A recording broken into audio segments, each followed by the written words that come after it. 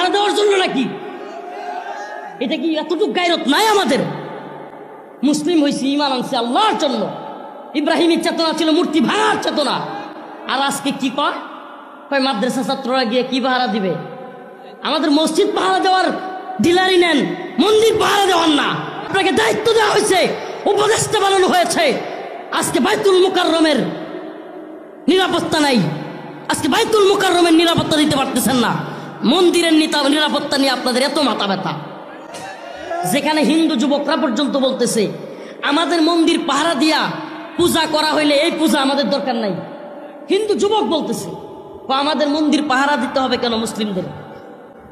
আমরা বলি মন্দির যেমনি ভাবে আমরা ভাঙার কথাও বলি না, মন্দির পাহারা দিবে মুসলমান এটাও বলি না। যাদের মন্দির তারা পাহারা দিবে। আমরা মসজিদ কি তারা পাহারা দেয়? কথা কন না। আমাদের মসজিদ কি হিন্দুরা পাহারা দেয়?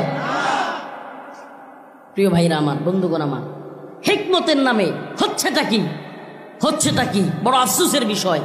ইমানি গায়রত নাই। মাসআলা বুঝেন। মুফতিয়ানে কেরাম আছেন, যদি কোনো দেশে ইসলামী শরিয়া শাসন থাকে এবং সেই দেশে অন্যান্য ধর্মাবলম্বীরা জিজিয়া দেয়, জিজিয়া এই ট্যাক্স না, যারা মুসলমানও দেয়, হিন্দুও দেয়, বৌদ্ধও দেয়, খ্রিস্টানও দেয়, ট্যাক্স আর জিজিয়া এক জিনিস নয়। জিজিয়া হলো আইয়াদি ওয়া হুম সাগিরুন, যেটা লাঞ্ছনা অবস্থায় দেওয়া হয়। যেটা কি?